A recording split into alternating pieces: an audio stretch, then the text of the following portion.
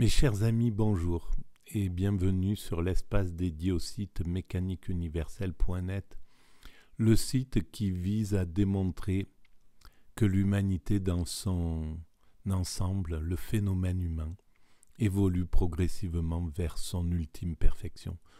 Nous construisons tous, sans le savoir, le paradis pour nos futurs descendants.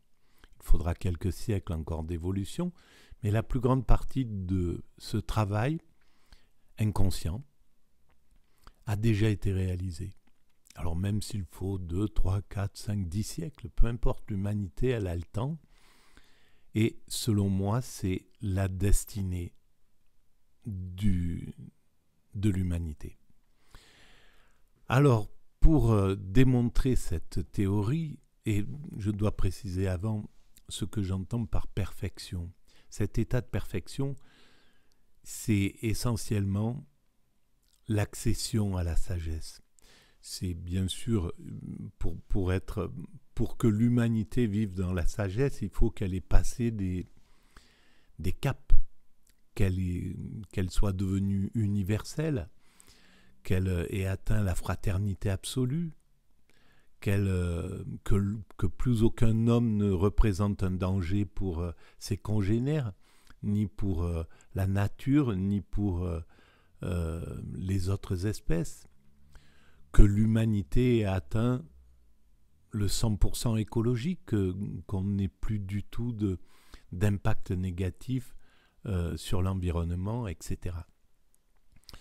Que tout soit mis en commun, donc qu'il n'y ait plus de problème ni d'être obligé de travailler comme nous travaillons aujourd'hui encore.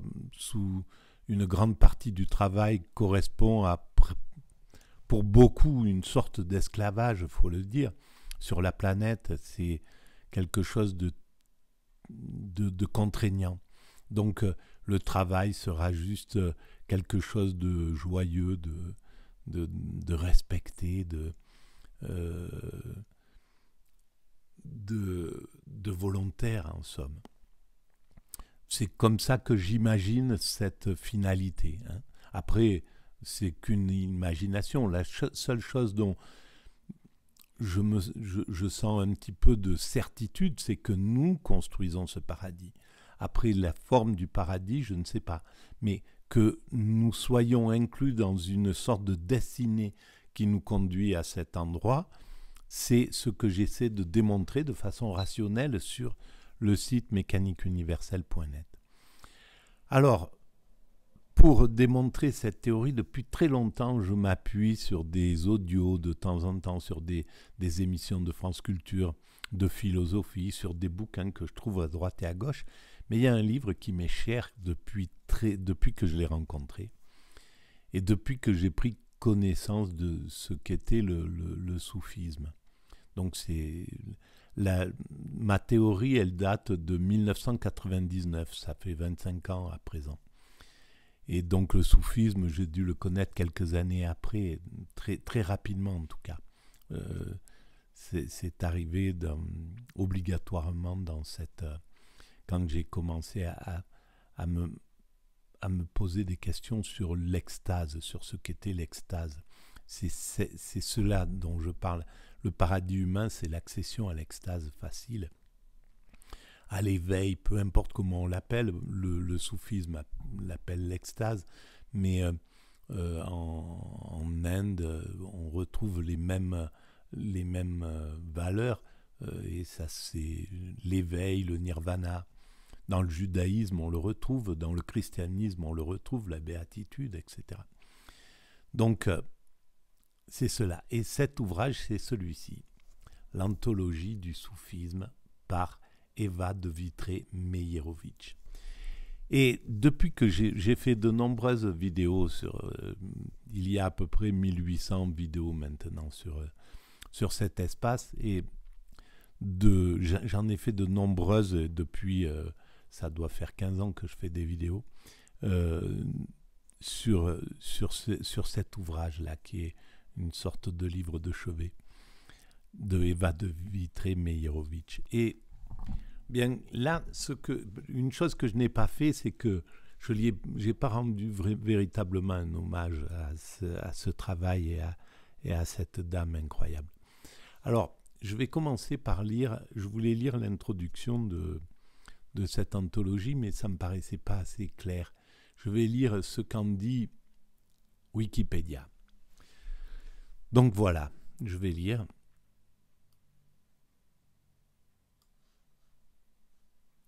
Le texte qui la présente. Eva de Vitré-Meyerovitch, née le 5 novembre 1909 et morte le 24 juillet 1999. C'est une docteure en islamologie, chercheuse au CNRS dont elle dirigea le service des sciences humaines, traductrice et écrivaine française et publia au total une quarantaine d'ouvrages et de nombreux articles. Musulmane soufie, elle fut disciple du maître soufi Sidi Hamza al-Qadiri al-Bouchichi. Dans sa biographie, donc, elle est née à Boulogne-Billancourt, au tout début du siècle, dans un environnement cossu de l'agglomération parisienne. Eva Lamaque de Vitré est issue d'un milieu social privilégié. Elle a suivi sa scolarité dans les établissements catholiques et opta pour une licence de droit avant d'entamer un doctorat de philosophie avec pour sujet la symbolique chez Platon. Et c'est pas étonnant, la symbolique chez Platon, à mon sens, il y a déjà une quête spirituelle derrière ce travail. Platon, c'est un grand spirituel, c'est pas que ça, mais il y a une puissante spiritualité, et dans la symbolique, je pense que c'était ça. À l'âge de 22 ans, elle épousa Lazar Meyerovitch, d'origine juive lettonne. Elle devient administratrice au laboratoire de Frédéric Joliot-Curie, avec qui elle s'échappe de Paris en 1940 lors de l'occupation allemande. Elle reste retirée en Corrèze pendant la guerre, alors que son mari fait partie des forces françaises libres. Après la libération, elle entre au CNRS, où elle devient rapidement directrice du service sciences humaines et gagne sa vie grâce à des traductions. Elle fait la connaissance de Louis Massignon. Alors Louis Massignon, c'est très important aussi dans les réflexions sur l'islam, avec qui elle restera très liée et qui la soutiendra lors de la mort brutale de son mari en 1958. Elle découvre l'islam à travers le livre du penseur et poète Muhammad Iqbal. Reconstruire la pensée religieuse de l'islam, c'est le titre de l'ouvrage. Après 3 années d'exégèse chrétienne à la Sorbonne, elle choisit de devenir musulmane. Elle s'intéresse de très près à l'œuvre du poète persan Jalal ud-Din Rumi, 1207-1273, ses dates de naissance et de mort, qui va la sensibiliser à la dimension mystique de l'islam, le soufisme. Par la suite, elle se lance dans l'apprentissage du persan et publie peu après ses premières traductions de Muhammad Iqbal et de Jalal ud-Din Rumi. En 1968, elle soutient la thèse de doctorat à l'Université de Paris avec comme sujet « Thème mystique dans l'œuvre de Jalal ud-Din Rumi ». De 1969 à 1973, elle est détachée au Caire en tant qu'enseignante à l'université Al-Azhar. En 1971, elle effectue le pèlerinage à la Mecque et visite également Médine. Depuis 1972 et jusqu'à sa mort, elle publie régulièrement des traductions commentées de Rumi, ainsi que des ouvrages en tant qu'auteur sur l'islam, le soufisme et les derviches tourneurs. En 1990, elle publie la traduction du Matnawi de Rumi, une œuvre colossale de 50 000 vers et 1700 pages, qui est traduite pour la première fois en français. Donc on voit l'apport de ces personnes qui restent plus ou moins dans l'ombre, et qui ont un apport colossal pour l'évolution de la pensée humaine, la fraternité, l'amour mutuel, enfin c'est quelque chose d'inouï.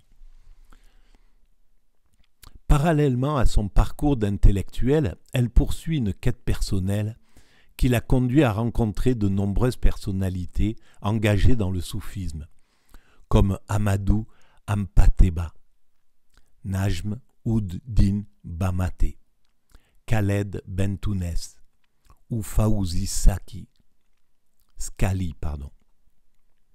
C'est par l'intermédiaire de ce dernier qu'elle rencontre en 1985 au Maroc un guide spirituel soufi vivant, Sidi Hamza al-Qadiri al-Bouchichi, dont elle suivra l'enseignement jusqu'à sa mort. Et là, on peut dire que ils sont présents, tous ces soufis. Ils existent, ils y sont dans tous les pays musulmans, ils sont là. Et peut-être on relève pas assez leur sagesse depuis longtemps. Ça a été fait à l'époque, par exemple, avec Arnaud Desjardins, qui est allé rencontrer les soufis d'Afghanistan. Il a vécu parmi eux, il les a filmés, ça donne des films inouïs, extraordinaires, et que vous pouvez trouver sur Internet ou sur le site Mécanique Universelle. Sur mon site, vous les trouvez. Et peut-être même, je ne sais pas si j'ai réussi à les... Je voulais les mettre sur YouTube, là, sur cet espace, mais je n'ai pas réussi à les transférer. Je ne sais pas comment il faut faire. Ou peut-être ils y sont, je ne sais pas. Il faudrait regarder. Donc, elle rencontre au Maroc ce guide spirituel dont elle suivra l'enseignement jusqu'à sa mort.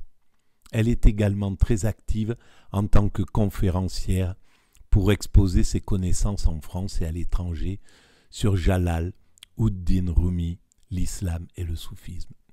Elle enregistre plusieurs émissions pour France Culture et pour la télévision. Alors ça, je ne le savais pas. Donc, je vais chercher. Sur France Culture, c'est peut-être sur Internet, on doit trouver ces vidéos. En 1998, au cours de sa dernière conférence en Turquie, elle émet le souhait d'être enterrée à Konya. Elle meurt le 24 juillet 1999, donc un an après, dans son appartement de la rue Claude Bernard à Paris. Elle est inhumée dans la plus stricte intimité à Thiers, en région parisienne. C'est ça, voilà, inhumée dans la plus stricte intimité. Les sages, c'est ça. C'est ça. En région parisienne. À partir de 2003, des démarches sont effectuées pour transférer sa dépouille à Konya et aboutissent en 2008. Donc elle y est. Le 17 décembre 2008, une cérémonie officielle accompagne la mise en terre du cercueil d'Eva de Vitré-Meyerovitch à Konya, face au mausolée de Jalal ud-Din Rumi. Voilà pourquoi elle voulait être là. Voilà quelques citations de Eva de Vitré-Meyerovitch. J'ai essayé de faire connaître ce que je crois être le vrai visage de l'islam. Les principes de l'islam font appel à l'amour, à la tendresse et à l'universalisme. Et on le voit dans les films de Arnaud Desjardins sur les soufis d'Afghanistan, que je vous conseille véritablement. Être musulman ou être musulmane, c'est s'en remettre dans la paix à un absolu, tout en récusant l'indépendance de ce qui est relatif par rapport à cet absolu. Pierre Assouline, Les Nouveaux Convertis. Donc c'est peut-être Pierre Assouline qui a écrit ça, je ne sais pas, ou qui l'a enregistré. J'ai consacré ma vie au grand poète soufi Rumi, car j'ai trouvé que son message était d'une grande actualité. C'est un message d'amour avec une puissante dimension fraternelle et œcuménique. Ça a été écrit en 1995. Et c'est ce que je pense également. Voilà. Donc, il y a maintenant cette introduction. Peut-être je la ferai ensuite dans une autre vidéo. Voilà, peut-être cette introduction se suffit à elle-même. Je vous remercie de votre écoute, de votre présence, de votre soutien, même silencieux. Je le ressens. Si vous pensez qu'il y a de l'intérêt à ce que soit mis un peu en lumière cette théorie, eh ben vous pouvez mettre des pouces, vous pouvez vous abonner, vous pouvez envoyer le lien à vos amis, vous pouvez établir des liens avec d'autres sites, vous pouvez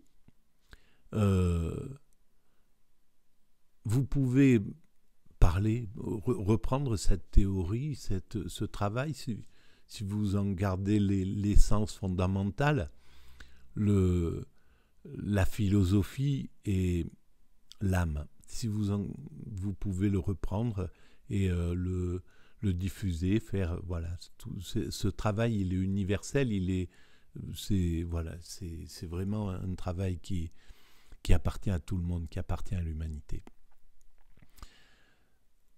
Vous pouvez donc laisser des commentaires, ça augmente aussi la visibilité du site, paraît-il. Et puis vous pouvez aller visiter le site mécaniqueuniverselle.net qui est la base de cette théorie. Et si vous avez des compétences pour faire évoluer ce site mécaniqueuniverselle.net, ou cet espace YouTube ou l'espace TikTok où j'écris de temps en temps maintenant quelques petites choses, si vous avez des idées pour que les choses se développent, eh ben, elles sont les bienvenues. Et si vous avez des compétences en philosophie ou des idées en philosophie, en spiritualité, n'hésitez pas non plus de me contacter. Peut-être on peut faire des vidéos. Ah mince, je viens de penser à quelque chose. J'ai complètement zappé, j'avais fait je voulais faire une vidéo en direct. Et entre-temps, je suis allé chez le dentiste et j'ai complètement oublié, je suis désolé. S'il y en a qui ont écouté, qui ont attendu, je suis désolé.